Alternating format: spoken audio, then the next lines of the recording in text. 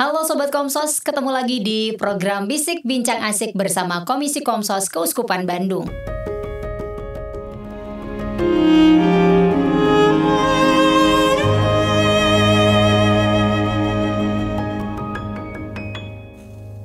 Oke, di episode kali ini kita bakal ngobrolin sesuatu yang seru banget ya. Perbedaan yang bisa menyatukan kita semua. Bersama Bapak Ali Abdullah dari komunitas Bhinneka. Nah, apa sih komunitas Bhinneka itu? Makanya kita bakal kupas tuntas di episode Bisik kali ini. Halo Pak Ali Abdullah, apa kabar? Baik. Baik. Senang banget deh kehadiran Pak Ali Abdullah di Bisik kali ini. Iya. Dan kita bakal ngobrol seputaran komunitas Bhinneka dan juga kegiatan-kegiatannya ya Pak ya. Iya.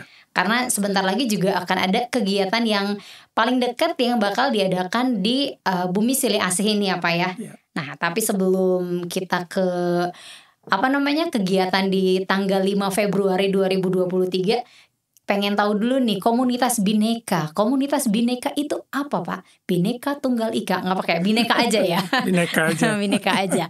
Apa sih Pak Ali komunitas Bhinneka itu?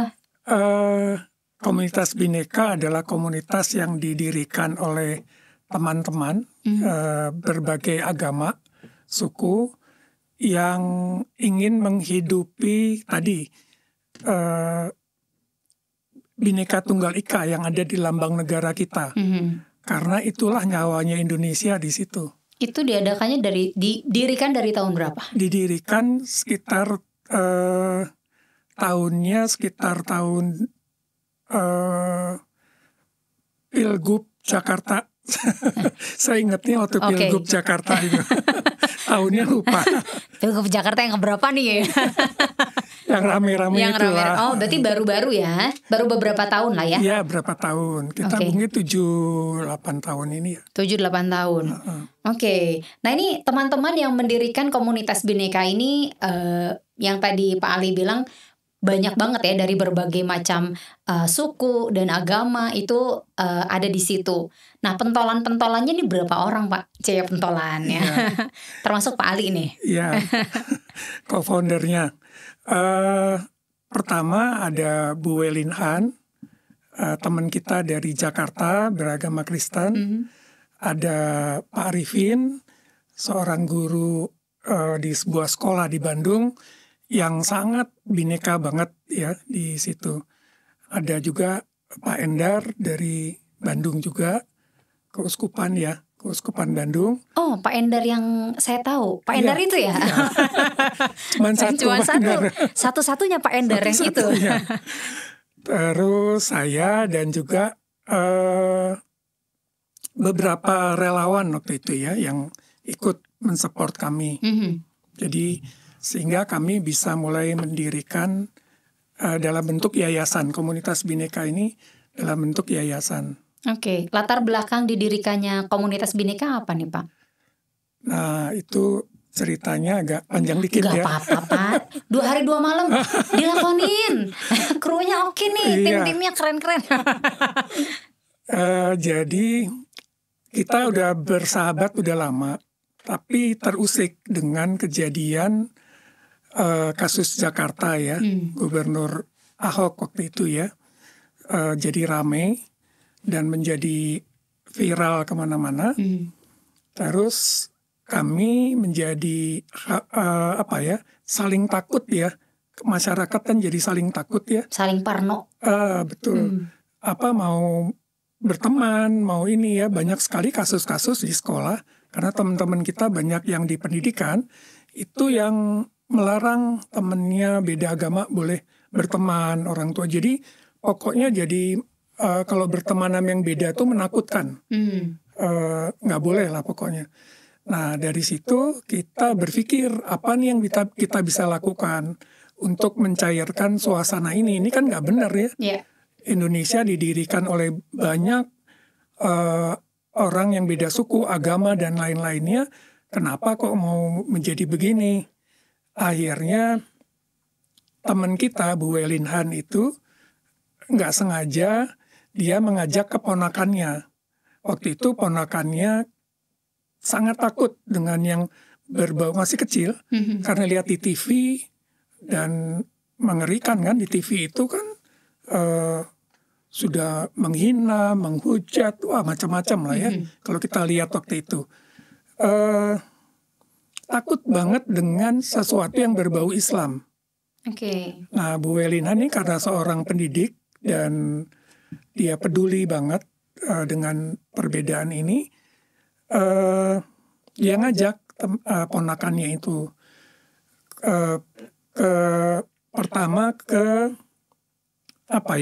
kuil Sikh yang di Pasar Baru di Jakarta. Dia senang datang situ, dikasih makan, dikasih ini, karena memang pas ada hidangan waktu itu. Wah, dia senang sekali. Terus dibawa lagi ke gereja, kemudian ke masjid. Keliling jadinya. Keliling, diajak ini kayak acara wisata keluarga aja gitu ya. Dia membawa ponakannya.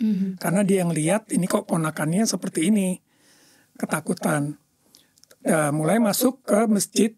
Mungkin kalau kita tahu di Jakarta waktu itu ada Mbah Priuk ya, yang di Jakarta Utara masjidnya itu. Dia ke sana, dia ketakutan pegangan si tantenya ini. Pereket kalau bahasa Sunda. Karena ngeliat orang berjubah, berjilbab, macam-macam, dia takut seperti yang ada di TV-TV itu. Boleh saya potong dulu? Usianya berapa nih? Itu kok ponakannya? Ponakannya mungkin sekitar kelas 1, kelas 2 SD, kecil. Masih kecil. Iya. Tapi kan dia lihat-lihat di TV, dengar-dengar dari temennya. Itu kan yang di sekolah-sekolah tuh termasuk cucu-cucu saya sama. Di sekolahnya, di temennya ceritanya banyak bumbu-bumbunya yang menakutkan. Hiperbolanya banyak gitu ya. Menakutkan ya itu ya cerita-ceritanya. Akhirnya dia mau difoto sama Ibu Weli, tantenya ini, Bu Wei. Mau difoto, dia kayak ketakutan gitu. Terus ada ibu-ibu yang pakai kerudung, ayo tersenyum, di support gitu ya. Ada bapak-bapak pakai jubah juga, ayo ketawa yang ini, yang manis katanya. Dia mulai melihat kok orang-orang ini baik ya, nggak seperti di TV-TV. Nah, akhirnya dia mulai terbuka. Ngomong sama tantenya setelah pulang itu, ternyata dia senang sekali bertemu dengan ini. Dia cerita di grup, kami punya grup ya. Akhirnya terpikirlah ide, ayo kita harus bikin nih tur wisata rumah ibadat. Karena hampir banyak anak sekarang atau orang dewasa pun ya belum pernah ke tempat ibadah yang berbeda. Jadi kita nggak pernah tahu, ngelihat aja atau di sekolah dapat pelajaran kan. 6 agama resmi di Indonesia. Kalau Islam ibadahnya ke masjid, kalau yang Kristen ke gereja, yang ini ke pura, yang Hindu dan lain-lain. Cuman gitu aja kan. Dan gambar. Iya. Nggak pernah merasakan. Sehingga kalau nggak merasakan, itu nggak akan berbekas pada mereka. Nah, kita ingin membuat petualangan sekali aja seumur hidup dia mungkin ya, merasakan, melihat, dan bertemu dengan orang-orang yang ada di rumah-rumah ibadat tersebut. Dan mendapatkan informasi langsung dari pemuka agamanya. Bukan katanya. Nah, kan yang banyak katanya begini ya, katanya begitu. Kalau katanya biasa sudah ditambahin. Bumbunya banyak. Bumbunya banyak juga, biar gurih-gurih gitu. Ya. Jadi itu bagus sekali. Jadi mereka merubah pandangan mereka yang agak tertutup atau negatif menjadi lebih baik. Itu yang di Jakarta kebetulan anak-anak SMA ya, sebuah sekolah Katolik, sekolah Islam dan beberapa dari pesantren juga ya ikut di Jakarta. Mereka nggak takut ya nanya-nanya ke pemuka agama yang sangat sensitif. Mereka berani. Karena mungkin kalau anak-anak sekarang lebih kritis kali ya Pak. Iya. Ya kan? Dan mereka kan udah merasa aman ya di situ. Kalau mereka merasa aman karena lihat pemuka agamanya baik, menyambut mereka dengan baik, itu betul-betul membuka ini mereka. Akhirnya mereka bertanya hal-hal yang sangat sensitif. Akhirnya dijawab juga dengan sangat terbuka oleh pemuka agama. Nggak ada yang ditutup-tutupin. Dan setelah itu kan ada wartawan ya yang datang meliput, bertanya kepada imam besar Istiqlal waktu itu yang menerima kita. Pak, ini anak SMA, ini nggak apa-apa diajak keliling begini. Dia bilang ini malah agak sedikit terlambat kalau udah, tapi masih oke lah. Justru lebih awal lebih baik sejak dini. Kayak tadi keponakannya Iya, Boy itu ya, iya, betul. SD gitu. SD kelas 1, kelas 2 itu dia udah merasakan perbedaan itu indah gitu. Bukan menakutkan ya. Iya. Nah itu yang terjadi seperti itu. Dan malah Pak Nasruddin itu imam besar Istiqlal mengajurkan sejak dini. Kalau udah tua agak susah. Sudah terbentuk Iya. pemahaman yang agak kurang tepat dia katanya. Nah anak-anaknya juga ditanya setelah itu, yang dari Katolik kebetulan dia bilang, sebelum saya menganggap masjid orang Islam itu agak negatif. Tapi setelah sini saya jadi terbuka wawasan saya dan tidak seperti itu. Karena mereka melihat ya, waktu itu kita ke Istiqlal. Istiqlal kan yang merancang itunya kan non-muslim, Pak Nababan itu ya. Oke. Itunya ya. Jadi Baru mereka tahu saya. dan mereka bisa lihat sejarahnya itu dibangun luar biasa itu dengan tangan-tangan dan donasi dari semua, bukan orang Islam saja, dari semua agama dan yang berbeda-beda. Itu menarik sekali, membuat mereka jadi ini ya. Dan dibilang bahwa Masjid Istiqlal ini masjid milik bangsa Indonesia. Jadi siapa saja ini, tidak ada jendela, tidak ada pintu, siapa aja boleh datang bisa masuk. Jadi seperti itu, mereka kaget juga. Ternyata boleh ya ke masjid, boleh. Cuman kan kadang-kadang kalau yang nggak tahu tuh, ntar ditanya macam-macam. Iya. Agama lu apa? Bukan Muslim. Iya. Dia ngapain kesini? Itu kan maksudnya yang ada asumsi Iya, ya Pak iya, ya, asumsi betul. gitu. Terus yang di Bandung, anak-anak itu SD waktu itu ya kita bawa, mereka kita minta merefleksikan apa pengalamannya dalam bentuk tulisan. Itu lucu-lucu. Apa tuh biasanya? Nah, Yang paling menarik yang Bapak menarik. ingat apa tuh? Dia bilang seneng ya di masjid bisa main air. Maksudnya wudhu ya. Terus ada yang ke gereja katedral, dia bagus sekali arsitekturnya. Saya kagum sekali karena kan itu kuno dan bersejarah ya. Ada lagi yang dengan musiknya karena orgelnya dinyalain. Itu tiap kita ke katedral maupun GKI Cibunut, itu orgelnya dinyalain. Khusus pas kunjungan khusus, ya. Anak-anak bisa mendengar dan ini ya, itu buat mereka luar biasa sekali. Terus yang ke pura, dia kesannya kayak ke Bali ya nih. Jadi perspektif anak-anak tuh bagus-bagus macam-macam dan lucu-lucu ya kalau kita lihat. Dan jujur ya, mereka nggak pernah ada yang ini. Ini komunitas Bhinneka ini hanya ada di Jakarta Bandung aja atau akan lebih luas lagi nih? Sementara Jakarta Bandung. Karena kita punya sumber-sumbernya, itu orang-orang yang tim kita yang relawan ini ada di Bandung dan Jakarta. Tapi tidak tertutup kemungkinan kalau orang mau buka di daerah lain, kita bisa support, kasih pengalaman dan bisa membangun jejaring ya. Kalau kita kan jejaringnya sudah cukup baik ya. Di Jakarta gedung Gereja Katedral, Immanuel, kemudian Istiqlal, kemudian juga dengan Pura, dengan Vihara, kita udah, Bandung juga sama, kita udah tinggal gunain itu aja, WhatsApp. Iya, tinggal ngabarin gitu ya. Pak, kita mau ada kunjungan ini, oke, mereka udah nggak pakai terlalu ini ya, ribet gitu ya. Karena udah tahu sih, kita udah punya ini gitu ya. Jadi memang ada terjadwal ya kegiatan atau? Terjadwal, tapi juga kadang-kadang kita ada pesanan-pesanan juga.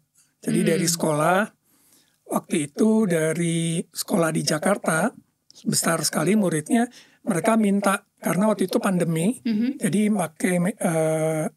pakai media sosial, jadi tidak langsung, tapi mereka kita live, kita ajak keliling dengan kamera virtual ya jadinya virtual, ya.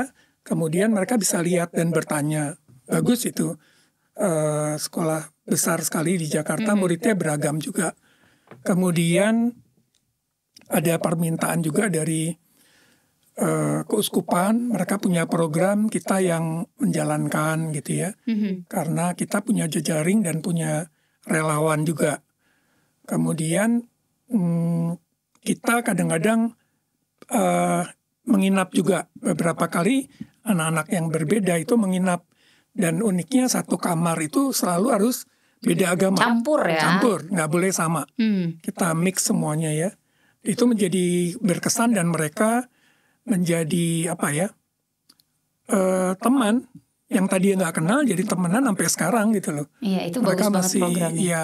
Kemudian kita pernah menangani juga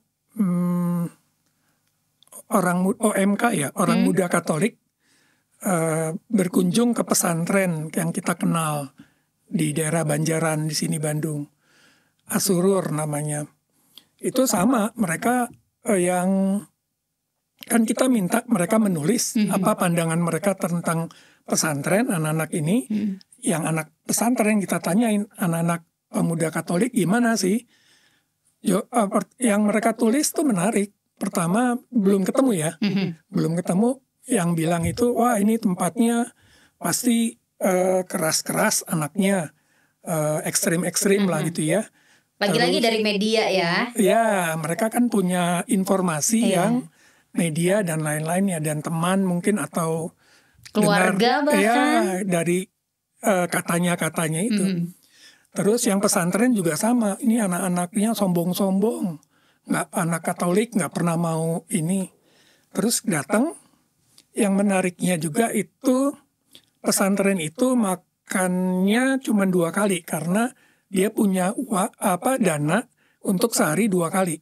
Jadi makan paginya itu agak siang, jam 10, terus kemudian nanti makan malam, maghrib. Nah, itu ya. Itu anak-anak OMK-nya kita kasih tahu gitu, mereka jadwal makannya kan mau barengan nih, mau sama-sama semeja bareng gitu ya. Mereka mau gitu. Kita nggak usah dibedakan, ikut cara mereka aja. Akhirnya mereka merasakan bagaimana makan yang 2 kali itu sehari, bukan 3 kali ya. Dan berkegiatan bareng. Waktu itu kami dibantu teman-teman dari Peace Generation itu ada. Jadi memang sama, itu gerakannya udah mendunia. Peace Generation itu membuat pertemuan-pertemuan dan kegiatan yang lintas agama, lintas bangsa juga kadang-kadang itu ya. Mereka bikin kegiatan yang fun-fun, yang main game dan berkegiatan bareng. Itu sore setelah mau pulang itu mereka benar-benar bersahabat sampai sekarang. Oh, nggak nginep ya? Enggak, pulang sore. Itu pulang sore. Iya. Kemudian jadi berteman dan mereka jadi terbuka wawasannya. Itu kita lihatnya kan dari refleksi dia waktu dia nulis. Sebelum dan setelah. Yang setelahnya itu mereka menganggap ternyata anak-anak pemuda Katolik ramah-ramah ya, enak diajak main. Yang ini juga sama, ternyata pesantren tidak seperti yang saya bayangkan. Itu kan membuka benar-benar mereka pengalaman yang sangat berharga. Nah, setelah itu kebalikannya, anak pesantren diundang. Pesantren OMK yang sama? Sama. Diundang ke OMK Santa Paulus yang di Muhammad Ramdan. Itu menarik lagi tuh. Waktu itu ulang tahun Gereja Santa Paulus ke-80, kalau nggak salah 70 ya, lupa. Diundang acara syukuran gereja,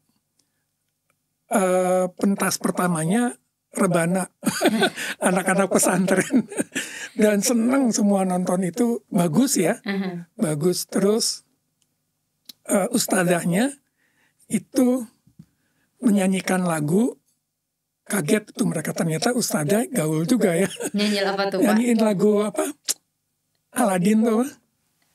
A Whole New World. Ya. Bener ya? Iya bener kan? Bukan. Yang mana nih? Filmnya Aladin. Iya, A Whole New World kalau nggak salah. Iya betul. Itu lagunya bagus banget. Dan mereka kaget, semua anak-anak pemuda Katoliknya ngelihat, wah ustadzah ternyata bisa gaul nyanyi macam-macam ya. Bagus banget itu. Jadi membuat mereka jadi cair ya dan saling memahami. Itu yang sebetulnya yang kita harapkan. Nggak usah kita ajarkan, nggak usah kita bilang begini begitu. Mengalami kan jauh lebih efektif daripada diajarkan. Kalau mengalami itu berbekas sampai hati ya. Karena pengalaman tuh kayak guru juga nih ya betul. Buat kita. Nah kalau misalnya komunitas Bhinneka sendiri ini targetnya tuh sebenarnya kan tadi Pak Ali bilang bahwa sedini mungkin sebenarnya ya gitu. Nah ini ada bahwa kerjasama sama sekolah-sekolah SD gitu atau? Iya, kita biasanya kalau ada kegiatan kita punya teman-teman yang punya agen-agen ya di sekolah ini, sekolah ini. Jadi kita tinggal share, nanti dia dia mendaftar anak-anak, kan kita sebar di medsos juga. Jadi mereka biasanya mendaftar dan ini karena kita banyak dapat bantuan ya untuk kegiatan, jadi hampir sebagian besar gratis. Anak-anak nggak perlu berbayar dari mulai transportasinya, konsumsinya dan lain-lain. Jadi betul-betul mereka segala kalangan bisa ikut ya kegiatan ini. Dari usia berapa sampai berapa nih Pak? Kita sarankan si SD ya, karena pemahaman ini kalau anak terlalu kecil mungkin agak sulit karena misalnya TK atau ini ya agak sulit karena masih terlalu kecil, pemahaman mereka belum. Ini takutnya kan nanti dia pulang ke rumah ceritanya lain ya. Itu membuat panik orang tua bisa jadi. Lebih salah lagi nanti. Tapi kalau anak udah kelas 3, kelas 4 itu udah bisa mencerna dengan baik dan bisa menceritakan. Yang terakhir kita bikin kegiatannya bukan wisata rumah ibadat tapi jejak Bhinneka Nusantara. Apa tuh? Anak-anak dikenalkan bahwa kebinekaan itu ada sejak dulu. Bukan harus sekarang kita baru heboh-heboh ya. Kita bawa ke Museum Asia Afrika. Konferensi Asia Afrika tahun 55 ya. Indonesia baru 10 tahun merdeka waktu itu. Itu diceritakan bagaimana perjuangan Bung Karno dengan Menteri Luar Negeri dan sebagainya mendatangkan peserta-peserta dari Asia dan Afrika. Itu negara Afrika hanya 6 yang ikut karena belum merdeka. Sebagian besar masih dijajah. Terus banyak sekali yang tidak mau ya anggap ini ngapain sih bikin ini gitu ya. Belum penting, sampai Menteri Luar Negeri datang ke waktu itu Perdana Menteri India yang kayak itu masih ragu-ragu ya, didatangi sana diceritakan langsung dia support ya. Banyak sekali cerita-cerita di balik konferensi Asia Afrika yang luar biasa. Warga-warga Bandung mungkin kalau sekarang G20 ya kemarin ya kayak gitu ya, banyak tamu negara itu kan.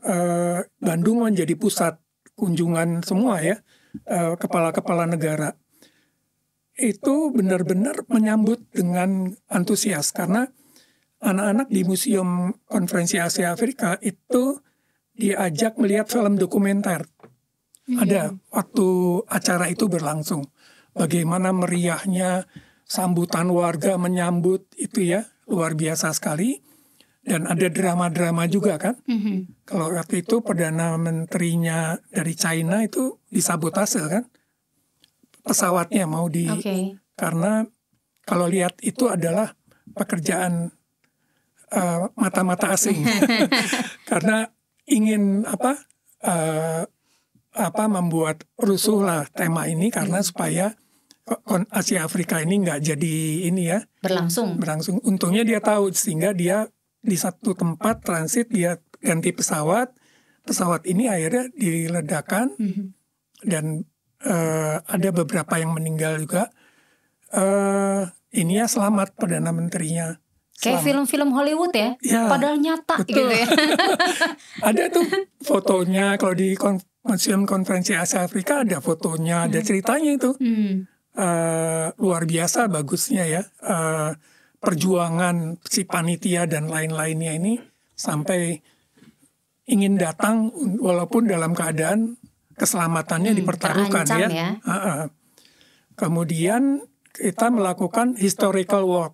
Jadi anak-anak melihat kan dulu kan Bung Karno dan semua pimpinan itu jalan. Itu kita ajak mereka jalan di Asia Afrika plus napak tilas jadinya. Napak tilas plus dapat bonus. Apa tuh? Ke titik nol Kota Bandung kan Dendels yang membuat itu tuh ada sejarahnya kan. Mereka dikenalkan dengan itu. Dan terakhir kita ke museum kecil yang ada di Hotel Prianger. Saya belum pernah ke sana, Pak. Kalau museum. Bayarnya cuma 10.000. Saya harus ikut komunitas Bhinneka Nitur nih. Di situ hanya bayar 10.000, dapat welcome drink dan ada pemandunya, diceritakan mengenai waktu konferensi Asia Afrika itu Bung Karno dan itunya kan itu gedung konferensi Afrika tuh tadinya bekas toko ya. Terakhir itu toko yang berjualan sembako apa gitu ya, terus dipugar itu jadi gedung itu ya, jadi seperti sekarang. Terus kita bisa lihat sejarahnya bagaimana Bung Karno menangani langsung renovasi dan perbaikan gedung Merdeka ya sekarang kita bilangnya. Terus kita bisa lihat bagaimana sejarahnya. Gedung itu dulunya kan juga dipakai untuk pertemuan-pertemuan orang-orang Belanda waktu zaman penjajahan. Itu tertulis hanya pribumi dan anjing yang tidak boleh masuk ke sini. Itu kan menyakitkan ya. Kalau anak-anak lihat itu, kita disamakan pribumi dengan anjing yang tidak boleh masuk. Itu ada itunya semua ceritanya. Terus menarik juga ada di museum Hotel Prianger ada Charlie Chaplin pernah datang ke hotel itu dan menginap. Bintang film Charlie Chaplin. Tahu ya Mbak? Tahu Pak. Yang saya film angkatan bisu. Yang kumisnya khas. Saya pernah nonton juga itu. Ya, itu ada kursinya, dia tempat ini ya ceritanya. Terus saya lupa namanya ya. Penerbang wanita keliling dunia tuh. Itu yang ada di filmnya Night at the Museum bukan sih? Yang penerbang wanita, pilot wanita. Iya, kayaknya itu ya. Saya nggak tahu juga itu namanya. Ada situ. Dia juga menginap di situ. Menarik sih ceritanya kalau ke museum kecil ya, nggak besar, tapi banyak cerita-cerita yang menarik. Nah, kita ingin ngajak ke depannya kegiatan-kegiatan kayak gini menarik ya. Tapi ini sudah dilakukan yang kunjungan ke museum itu? Sudah. Dan senang karena kita dapat pemandu yang di Museum Konferensi Asia Afrika bagus sekali orangnya. Dia bisa bercerita dan sehingga menghidupkan yang semua ada di foto, ada di buku atau ada di benda-benda museum itu nggak jadi cuman lihat jadi bisu gitu nggak.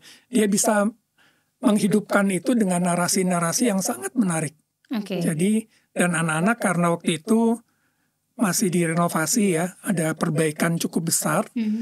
Itu kita nggak bisa masuk ke dalam gedung sehingga mereka hanya diputarkan di film dokumenter. Ada studio kecil ya di situ, teater kecil. Mereka sangat berkesan sekali ke situ dan mereka menjadi tahu karena selama ini kan di sekolah hanya tahu Konferensi Asia Afrika diadakan 1955. Baca aja gitu ya. Terus yang diinikan oleh Bung Karno kan gitu aja, nggak tahu cerita dan sejarahnya dan macam-macam. Itu banyak cerita-cerita di situ banyak sekali dan itu kan ada tokoh, ada yang Islam, ada yang Buddha, ada yang Hindu, ada yang Kristen, ada macam-macam kan tokoh-tokohnya. Dan yang menarik setelah konferensi Asia Afrika itu anak-anak juga dapat info dari 6 negara Asia Afrika yang waktu itu tahun 1995 itu baru merdeka. setelah itu menginspirasi banyak sekali negara. Sekarang kalau kita lihat anggota Aceh Afrika itu negara Afrikanya udah berapa puluh gitu. Sudah makin bertambah. Bertambah karena terinspirasi untuk merdeka. Ya.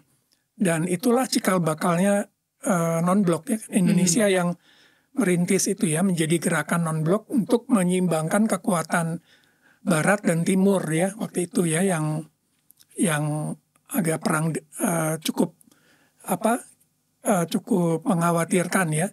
Indonesia menginisiasi setelah itu untuk menjadi gerakan-gerakan non-blok yang membuat keseimbangan baru di dunia ini. Luar biasa itu. Kalau nggak ada kegiatan-kegiatan itu, dunia mungkin masih terblok-blok ini ya. Jadi kita nggak bisa bersatu gitu ya. Menarik sih, ceritanya banyak sekali itu di situ. Oke. Nah itu kegiatan salah duanya berarti ya Pak ya. Ada kegiatan salah tiganya nggak nih? Ada rencananya. Sedang kita rencanakan. Baru direncanakan. Ya, mungkin boleh dibocorin nggak? Atau belum? Boleh. Oh boleh. Kita mau bikin kayak camp bareng gitu ya. Kebetulan saya membantu teman-teman di Ujo Ekoland. Ujo Ekoland. Jadi Saung Akung Ujo udah tahu ya? Tahu. Nah, mereka 2 kilo dari situ punya tempat hutan bambu dan hutan yang sangat indah. Kok agak ngeri ya kalau dibilang hutan bambu ya? Bagus banget. Oh bagus ya? Wah bagus banget. Bukan menakutkan ya Pak ya? Nanti lihat aja di Ujo Ekoland itu IG-nya menarik banget. Bisa camp di situ, mereka berkenalan dan merasakan kebersamaan dalam suatu camp di alam gitu ya. Itu yang kita rencanain ke depan, camp bersama. Berapa hari rencananya? Sehari sih. Berarti 2 hari 1 malam? Iya, karena kalau kelamaan orang tua yang khawatir. Usia berapa yang boleh ikut camp ini? Kalau kita menyarankan sih SMP dan SMA. Oh SMP dan SMA. Adik-adik yang SD ntar dulu ya. Ntar dulu. Karena masih kalau kecil pengawasannya lebih sulit ya. Iya, orang tua harus ikut. Iya, kita masih memikirkan kan keselamatan dan sebagainya ya. Kalau yang SD tadi itu bisa. Yang tur ke museum. Dan juga ke tempat ibadah. Ya itu bisa. Kita juga banyak sekali pesanan-pesanan untuk bikin tur ini, terutama ke kampung toleransi. Di Bandung kan banyak kampung toleransi, sudah ada 5. Oh di mana aja tuh Pak? Ada berapa tempat ya, tapi yang kita selalu pakai yang di Sasak Gantung. Sasak Gantung tuh di mana lagi? Benernya ngeblank banget nih mappingnya. Kebun Kelapa terminal, dekat nggak jauh. Tahu. Kita biasanya start dari Santo Paulus, Jalan Muhammad Toha itu, kemudian jalan kaki masuk ke dalam satu gang jalan kecil, Sasak Gantung. Situ ada gereja Kristen, ada vihara dan masjid As-Salam. Jadi mereka bisa, dan itu mereka melihat sendiri bagaimana toleransi yang dibangun antara rumah-rumah ibadat. Mereka selalu seminggu sekali kumpul minum teh atau ngopi-ngopi, ngobrol. Terus kalau Jumatan itu dibantu oleh yang vihara dan gereja Kristen itu, kan itu jalannya kecil. Jadi mereka membantu keamanan dan parkir. Kalau ada acara minggu di gereja atau itu, mereka dari masjid yang membantu. Rasanya indah, damai gitu ya Pak ya? Bagus bisa banget hidup itu. Begitu tuh indah damai gitu. Iya. Dan itu bukan direkayasa ya, enggak, tapi inisiatif dari mereka yang memang merasakan harus bersama-sama gitu. Dan di situ kan daerah situ agak banyak sekali daerah kekerasan, kemudian kriminal ya, daerah situ ya. Ternyata aman di situ sejak mereka bersama-sama bergabung, itu benar-benar aman. Jadi masyarakat juga lebih tenang ya, pastinya. Dan vihara itu waktu mereka mau membangun, mendirikan, itu banyak ada penolakan. Tapi yang pertama maju membela dan menandatangani izin dari masjid, pengurus masjid As-Salam. Itu bagus banget ya. Nice banget, benar. Itu bagaimana mereka merasakan banget ya kebersamaan itu membuat mereka menjadi bersahabat ya, bukan untuk dimusuhi atau diperangi ya. Betul, perbedaan itu menjadi sesuatu yang indah kalau bersama-sama ya Pak ya. Nah ini ada satu kegiatan lagi yang tadi kita singgung di awal ya, di awal kita opening itu yang kegiatan tanggal 5 Februari 2023. Ada apa ini? Saya baca di sini Pasar Bhinneka. Waduh, ada Pasar Bhinneka nih Pak. Ini kegiatannya apa nih? Kegiatannya sebetulnya ini kita ingin mengenal, tadi kan udah terkait rumah-rumah ibadah ya. Kita ingin kenalkan juga makanan. Makanan itu beragam-ragam tapi enak-enak semua. Ada nanti dari jajanan pasar, dari... Judulnya aja udah pasar ya. Iya, jajanan pasar dari berbagai daerah, mereka bisa ini. Dan yang jualnya juga beragam. Yang jualannya juga beragam, yang belinya, yang datang juga beragam. Jadi kita juga ingin mengajak masyarakat untuk melihat bahwa keberagaman pangan, terutama yang sehat ini ya, karena kan kita kriteria pangan sehat ya, itu beragam dan enak-enak dan menarik gitu loh. Nah ini kegiatan si Pasar Bhinneka ini udah keberapa kali? Kalau Pasar Bhinneka di sini baru pertama. Oh di BSA ini baru pertama kali. Sebelumnya udah ada tapi namanya lain. Sebelum pandemi itu namanya lain.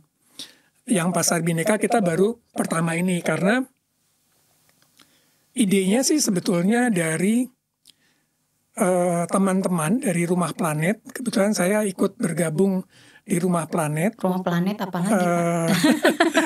Yang diketuai Suster Chris itu. Saya baru dengar nih Rumah Planet. Di Jalan Peta. Ya. Itu berkebun permakultur dan ya mengajak orang untuk merawat, kan kalau di Katolik pemimpin umatnya Paus kan mengajak untuk merawat bumi bersama ya. Laudato Si. Ya, betul. Nah, ini tidak menjadi jargon-jargon Suster Chris dan kita semua yang ada di Rumah Planet, karena Rumah Planet itu beragam juga orang-orangnya. Itu ingin membuat masyarakat peduli loh.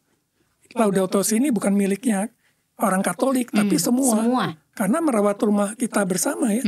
Kalau rumah kita kan yang Islam, Hindu, Buddha, Katolik, dan lain-lain ikut harus merawat ya. Kalau enggak kan bumi kita udah sangat menyedihkan saat ini. Harus lebih baik ya dengan makanan sehat, dengan lingkungan yang sehat, dengan tadi kita bergaul dan berteman yang sehat juga.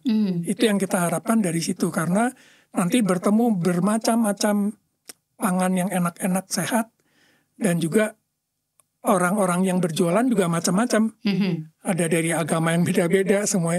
Tapi semua itu nanti saling support, saling membantu. Oke, itu diadakan di tanggal 5 jam berapa sampai jam berapa? Jam 8 sampai jam 8 sampai jam 4 sore. Dan kita ada beberapa acara-acara menarik.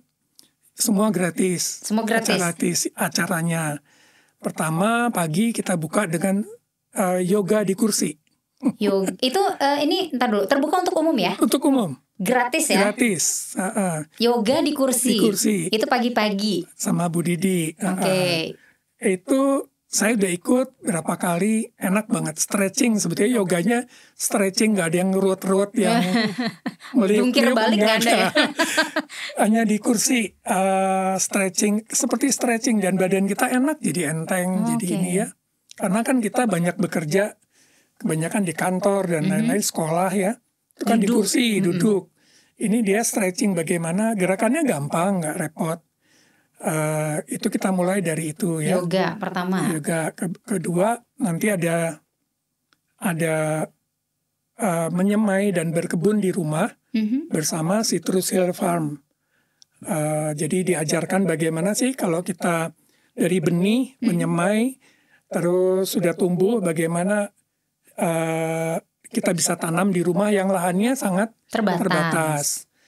Terus nanti ada dari Vemo Vegetarian Kitchen akan membuat demo masakan vegan. Karena kalau untuk memperbaiki lingkungan, ini kita baiknya mengurangi konsumsi daging. Karena peternakan itu penyumbang terbesar kerusakan iklim. Bukan knalpot, bukan itu. Karena hutan dibabat, habis jadiin rumput. Buka lahan ya. Ya, buka lahan kan harus besar untuk rumputnya itu. Terus kotorannya kan ada gas-gas yang memang membuat rumah kaca kita semakin bolong kan gitu ya. Berarti Pak Ali vegan? Saya masih campur. Oh, masih campur. Sehari-hari banyaknya sayur buah, tapi sekali-sekali nggak apa-apa lah. Oke. Nyicipin. Tapi yang terbatas ya, saya masih yang daging putih ya, ayam. Tapi nggak terlalu banyak. Ayam dada lagi. Terus nanti ada terakhir itu ada pembuatan minuman. Minuman sehat. Oke, langsung minuman. Ya, membuat minuman sehat yang difermentasi.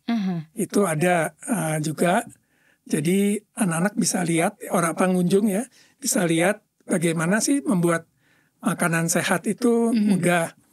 Nanti juga ada ini sih, pertunjukan angklung towel. Wah. Oleh anak-anak nanti. Jadi dari Ujo Ekoland. Bagus banget itu.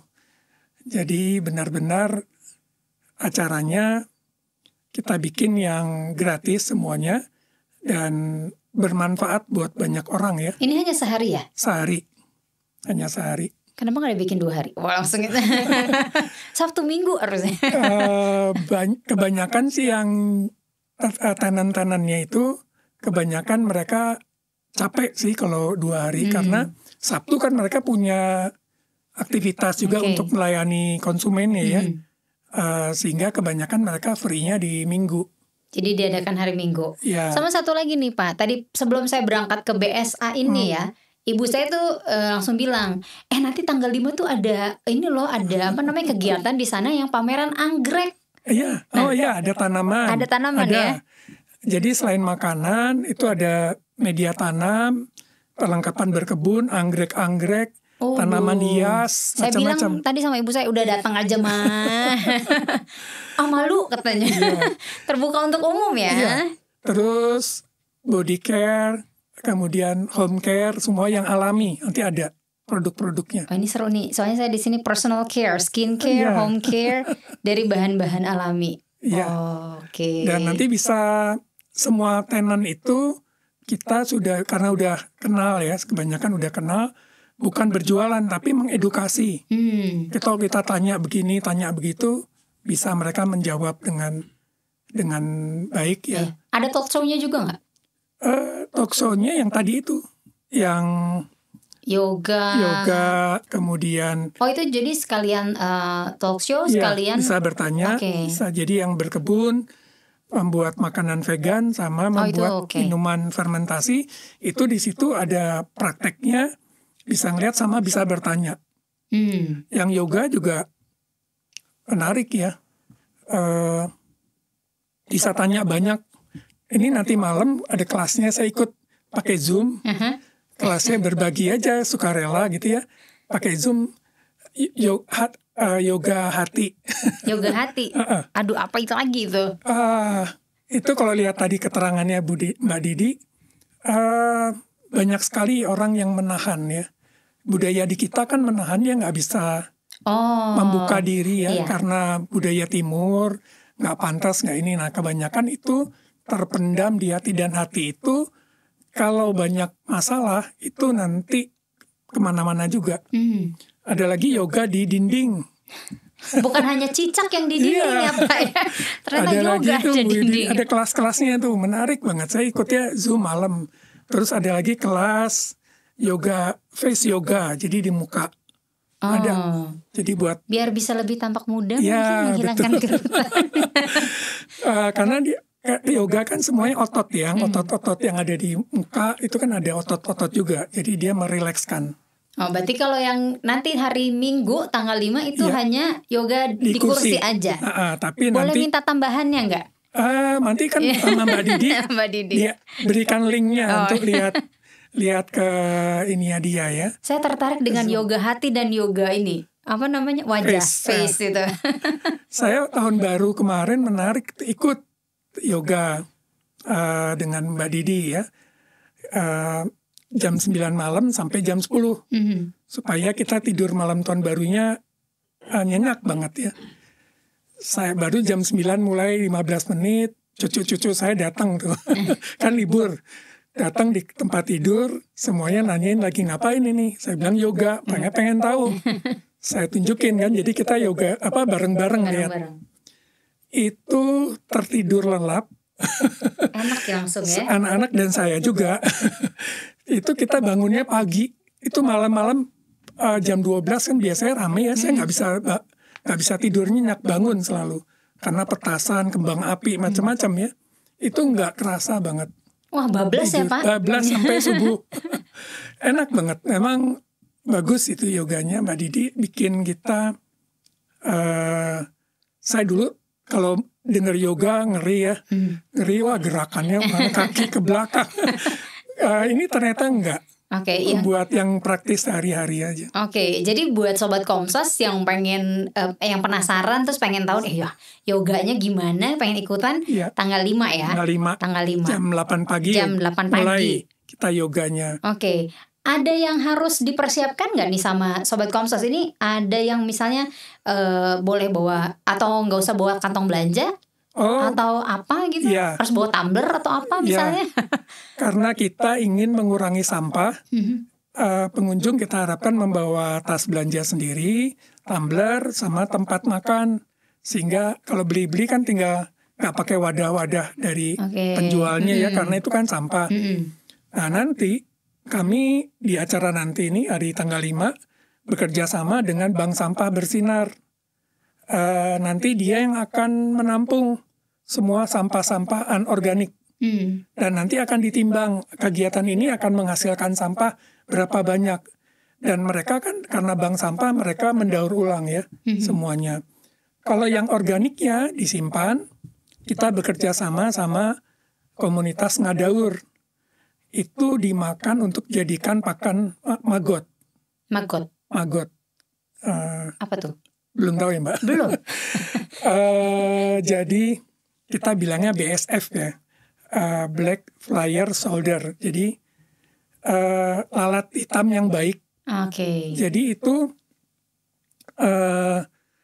sampah organik itu dicacah jadi bubur, dan kita punya di ngadaur itu punya kayak belatung ya, kayak ulat-ulat gitu. Situ karena mereka nggak punya mulut, maka mereka dihaluskan. Makannya banyak. Itu sampah segunung pun sebentar habis. Terus nanti mereka bertelur, nanti hanya seminggu terus mati si yang dewasanya ini. Itu menjadi pupuk, bisa menjadi makanan. Nanti teman-teman Rumah Planet itu digoreng, dibikin hidangan enak sekali. Wah, ada nggak nanti di sini? Nanti ada. Nanti ada. Nanti ada. Jadi bisa lihat bahwa bagaimana penanganan limbah ini kalau ditangani dengan baik bisa bermanfaat loh buat kita. Karena kalau dalam konsep kami dalam berkebun dan makanan sehat, bumi ini harus berputar, semuanya harus berputar. Jadi tidak ada yang terbuang begitu saja ya. Gitu ya. Sampah pun yang itu akan menjadi tadi ya pupuk dan juga macam-macam, bisa digunakan kembali. Bisa digunakan untuk macam-macam. Jadi semua tidak ada yang sia-sia. Semua harus bisa dimanfaatkan dengan sebaik-baiknya. Nah itu dia. Pengen tahu kayak apa kegiatannya, langsung aja datang tanggal 5 Februari 2023. Mulai jam 8 pagi akan dibuka dengan yoga kursi ya. Selebih-lebihnya acaranya pokoknya bakalan seru banget. Free ya Pak ya? Free. Terbuka untuk umum, Ya. gratis. Kalau beli barangnya atau makanan bayar. Oh iya, harus itu ya.